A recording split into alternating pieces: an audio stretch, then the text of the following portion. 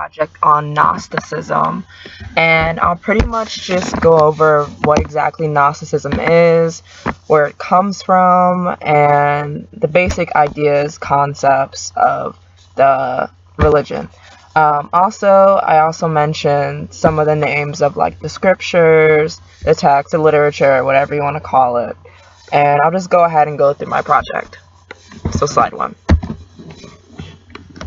So this is just a table of contents, so I'll go ahead and skip this. I pretty much just said all of this. So, Gnosticism is basically the earliest form of Christianity. A lot of people have probably heard of it, but they don't exactly know what it is. The Gnostics were basically the first Christians. They were the early Christians, and their concept of Christianity is really different than what Christians believe today. And I guess that's why we don't call it Christianity. We call it Gnosticism. That's why it's a lot different than Christianity. So it originated in the Middle East.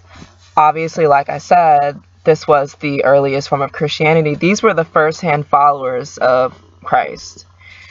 And to describe it so people could really get the idea of what it is, it's regarded as Christian mysticism. It's kind of like, imagine Christianity as like some hippie movement. It was something like that.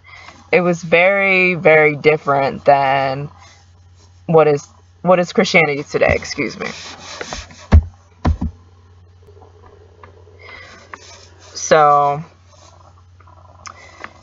the Gnostics, they believed that the God of Israel, Yahweh, was someone called the demiurge, or a demiurgic entity. And to them, he was basically the devil.